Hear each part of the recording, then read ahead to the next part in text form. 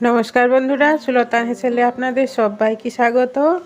आज आमी बानिয়েছি साबुर खिचुड़ी, निरामिष साबुर खिचुड़ी। बारबतर दिने एरकम आमरा खिचुड़ी बानिয়ে খেতে পারি। এই যে দেখুন কত সুন্দর হয়েছে আর কতটা চাপ হয়েছে। আমার এই রেসিপিটি আপনাদের যদি ভালো লাগে লাইক আর সাবস্ক্রাইব করতে ভুলবেন না যেন। নতুন বন্ধুরা আমার চ্যানেলটিকে সাবস্ক্রাইব করে দেবেন।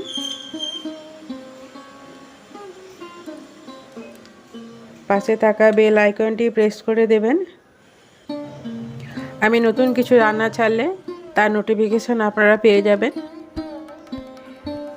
এই যে দেখুন কত সুন্দর হয়েছে আর খুব কম তেল মশলা এটা হয়ে যায় আর খুব তাড়াতাড়ি হয়ে যায়।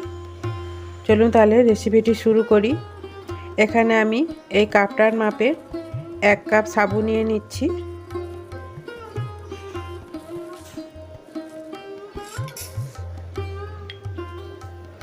আর নিচ্ছি ভেজে রাখা মুগ ডাল, 4 ভাগের 1 ভাগ নেব।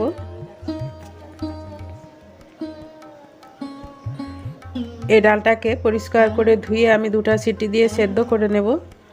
আর এই সাবুটাকে পরিষ্কার করে ধুয়ে আর এই জল দিয়ে আমি ভিজিয়ে রাখব। সাবুটা মোটামুটি দেখুন 1 গিরের মতন জলের তলায় থাকবে, এতটাই জল দিয়ে ভিজিয়ে রাখতে হবে।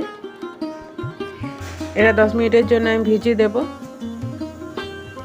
গ্যাসে আমি কড়াটা বসিয়ে দিয়েছি আর এখানে আমি 2 টেবিল চামচ সাদা তেল দিয়ে দিলাম আর 4টা মিডিয়াম সাইজের আলুকে এইভাবে কুচি করে আমি ভাজতে দিয়ে দিচ্ছি। আর দিলাম একটা টমেটো কুচি। এটাকে তেলের সঙ্গে আমি মিশিয়ে নিয়ে একটু ভালো করে কষে নেব। এইভাবে বানালে দেখবেন বন্ধুরা খেতে খুব ভালো হয় আর এতে পেটও ভরে। যারা ডায়েটে আছেন তারাও এইভাবে বানিয়ে দেখতে পারেন, খুব ভালো লাগবে। এরপর আমি স্বাদমতো নুন দিয়ে দেব।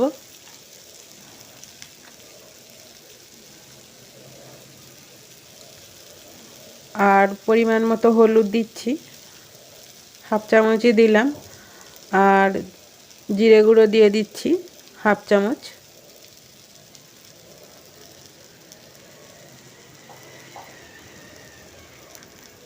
দিয়ে গ্যাসের আঁচকে কমিয়ে একটু সামান্য জল দিয়ে মশলাটাকে আমি আলুর সাথে ভালো করে কষে নেব।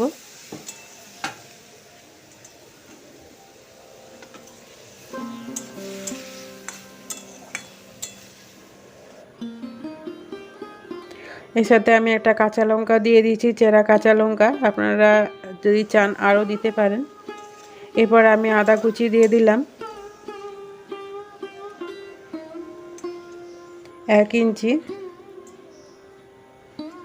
এরপরে জল দিয়ে দিলাম, ওটা কষানো হয়ে গেছে, জল দিয়ে দিলাম ওই বাটিটার মাপে 3 বাটি জল দিয়েছি। দিয়ে এটা ঢাকা দিয়ে আমি মিনিট 10 সেদ্ধ করে নেব আলুগুলো।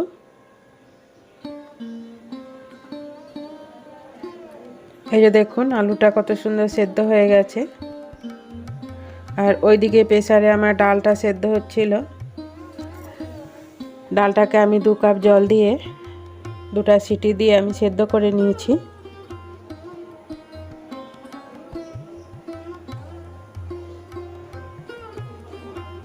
এই যে দেখুন এই পরিমাণ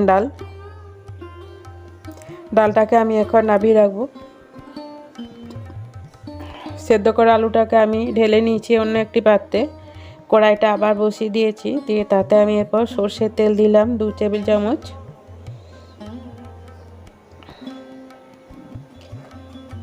এরপর 1/2 চামচ দিয়ে দেব 5 ফোড়ন।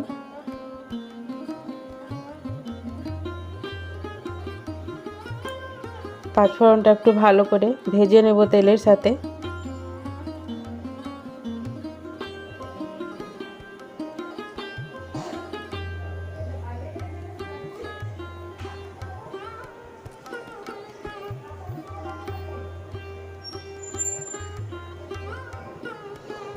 এরপর আমি ওই সেদ্ধ করে রাখা আলু আর ঝোল ঢেলে দিলাম। মানে তরকারিটা আমি সাঁতলে নিলাম।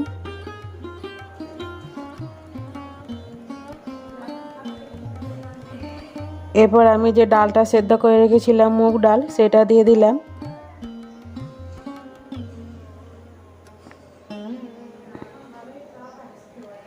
এরপর এটা কিছুক্ষণ আমি ফুটতে দেব। এবার স্বাদ মতো নুন দিয়ে দেবো একটু।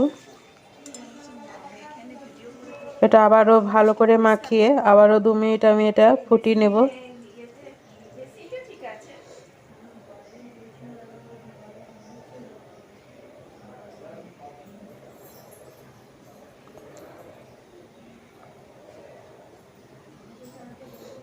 একটু ভালো করে নেড়ে দিচ্ছি আমি। এটা আমার হয়ে এসছে। এরপর শেষে আমি দেব ওই ভেজানো সাবুটা, যে 1 কাপ সাবুকে আমি ভিজিয়ে রেখেছিলাম, সেই সাবুটা আমি দিয়ে দিলাম। দিয়ে এটাকে ভালো করে মিশিয়ে আমি আরও 2 মিনিট ফুটিয়ে নেব কম আঁচে। বন্ধুরা, এটা মাঝে মাঝে নাড়তে হবে, না তলায় ধরে যেতে পারে।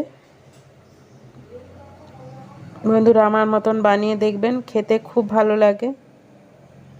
আপনারা সবাই জানেন কিভাবে সাবুর খিচুড়ি বানাতে হয়। আমি কিভাবে বানাই সেটা আপনাদের সামনে তুলে ধরলাম। আমার এই রেসিপিটি যদি আপনাদের ভালো লাগে, প্লিজ বন্ধুরা একটা লাইক দেবেন, তবে বুঝতে পারবো আপনাদের ভালো লেগেছে। দেখুন কতটা ঘন হয়ে এসছে আস্তে আস্তে সাবুটা। এর উপরে আমি কিছু গাজর কুচি দিয়ে দিলাম। দিয়ে আবারও নেড়ে নেড়ে আমি আবারও 2 মিনিট একে একটু ফুটিয়ে নেব।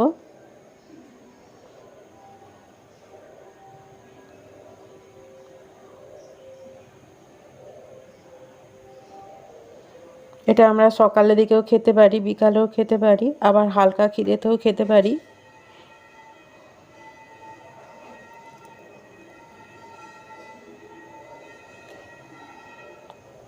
এবার আমি চিনি দিয়ে দেব। আপনারা চিনি নাও দিতে পারেন, এমনিও খেতে পারেন, তবে আমি একটু দিচ্ছি। সাবুত একটু মিষ্টি মিষ্টি লাগলে ভালো লাগে। 4 চামচের মতন আমি চিনি দিয়ে দিলাম। আপনারা যদি ঝাল ঝাল খেতে চান চিনি দিতে হবে না, আপনারা আর একটু লঙ্কার পরিমাণটা বাড়িয়ে দিতে পারেন। এরপর আমি এটা ঢাকা দিয়ে রেখে দিয়েছিলাম 2 মিনিটের জন্য। এই যে দেখুন, এটা আমার ঠান্ডা হয়ে গেছে আর ঘন হয়েছে কতটা। এরপর এখান থেকে আমি পাত্রে কিছুটা তুলে নিচ্ছি, অন্য একটি পাত্রে। এই যে দেখুন, পাতলা করে দেখালে আপনাদের দেখতে সুবিধা হবে, বুঝতে সুবিধা হবে কীরকম হয়েছে জিনিসটা।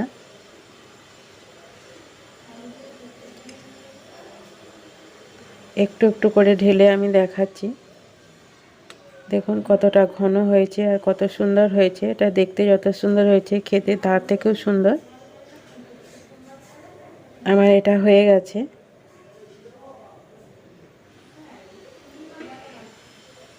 যারা আটা খেতে পারে না বারবত দিনে, তারা এভাবে সাবুর খিচুড়ি বানিয়ে খেতে পারে। আমার এই রেসিপিটি ধৈর্য ধরে দেখার জন্য আপনাদের অসংখ্য ধন্যবাদ।